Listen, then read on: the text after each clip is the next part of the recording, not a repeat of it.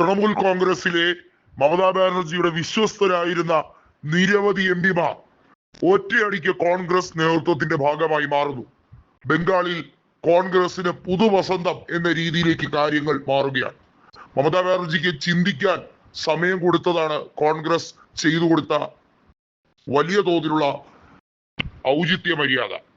അത് മമത എങ്ങനെയൊക്കെ വിനിയോഗിച്ചാലും ഇല്ലെങ്കിലും മമതയും അഭിഷേക് ബാനർജിയും മാത്രമേ ഇനി കോൺഗ്രസിലേക്ക് രക്ഷ തേടാൻ മാത്രമായി മാറി നിൽക്കുന്ന തൃണമൂലിലെ നേതാക്കൾ ഉള്ളൂ എന്ന് അടിവരയിട്ട് പറയാം. കാരണം മറ്റുള്ള എംപിമാരെല്ലാം തൃണമൂലിനെ കൈയൊഴിഞ്ഞ് വർഗീയ ഫാസിസ്റ്റ് ശക്തികളുമായി കൂട്ടുകക്ഷി നേതൃത്വം ഉണ്ടാക്കാൻ ശ്രമിക്കുകയാണ്. പല എംപിമാരും BJP-യിലേക്ക് പോകുന്നു. പലരും BJP അതല്ലെങ്കിൽ തനിയെ സഖ്യമായി ഒരു പാർട്ടി ഉണ്ടാക്കുന്നതിനെ പറ്റി ആലോചിക്കുന്നു. ഇങ്ങനെയൊക്കെയാണ് ബംഗാളിൽ അടിമുടി നീക്കങ്ങൾ. ഏതായാലും അധീർ രഞ്ജൻ ചൗധരിക്ക് കോളടിച്ചിരിക്കുകയാണ്.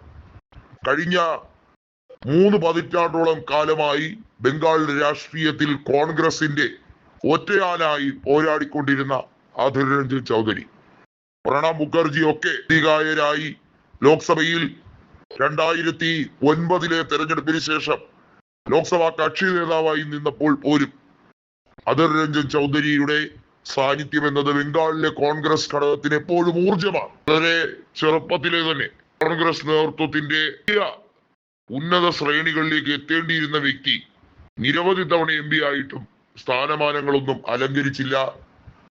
കേന്ദ്ര മന്ത്രിസഭയിൽ പോലും കോൺഗ്രസ് ക്യാബിനറ്റ് റാങ്ക് കൊടുക്കാനോ ഒന്നും പരിഗണിക്കാനോ ശ്രമിച്ചില്ല എന്നുള്ളത് എടുത്തു പറയേണ്ടതാണ്. ഇപ്പോൾ പക്ഷെ അങ്ങനെയല്ല. മമതാ ബാനർജി അടക്കമുള്ളവർ ഇനി അധീർ രഞ്ജൻ ചൗധരിയുമായി എല്ലാം മറന്ന് സഹകരിക്കാൻ താല്പര്യപ്പെടുന്ന സമയം. അദ്ദേഹത്തെ പരാജയപ്പെടുത്താൻ കൂടെ നിന്ന മമത BJP-യോടൊപ്പം വേണമെങ്കിലും ചേർന്ന് നിന്ന് അധീർ രഞ്ജൻ ചൗധരിയെ തെറി പറയാൻ ശ്രമിച്ച മമത, ഇന്ന് ആ മമതയ്ക്ക് കോൺഗ്രസിൽ ഗ്രിപ്പ് വേണമെങ്കിൽ അധീർ രഞ്ജൻ ചൗധരിയുടെ കൂടി പിന്തുണ വേണം.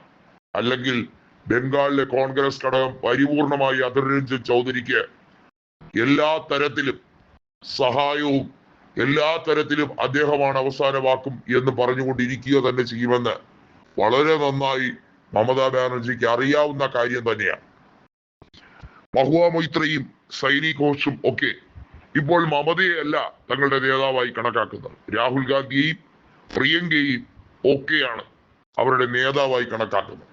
ഒരു വലിയ പാരഡിം ഷിഫ്റ്റ്, ഒരു ദ്രുതഗതിയിലുള്ള മാറ്റം 2026 നിയമസഭാ തെരഞ്ഞെടുപ്പിന് ശേഷം ഉണ്ടായിരിക്കുന്നു. അത് എല്ലായിടത്തും വ്യാപിക്കുന്നു.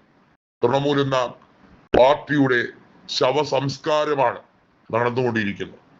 അതിൽ മമത ബാധിക്കേണ്ട കാര്യമില്ല. കാരണം സ്വന്തം ജീവന് നിലനിൽപ്പ് വേണമെങ്കിൽ കരുതിക്കൂട്ടി ചെയ്ത ചെയ്തികൾക്ക് ഒരു വലിയ തിരിച്ചടി ഇനിയും അവർക്കും അഭിഷേക് ബാനർജിക്കും ലഭിക്കാൻ പോകുന്നു എന്ന് മനസ്സിലാക്കിക്കൊണ്ട് തന്നെ കാര്യങ്ങൾ മനസ്സിലാക്കി യുക്തിഭദ്രതയോടെ പ്രവർത്തിക്കാനാണ് ഇനി മമതയുടെ ശ്രമം.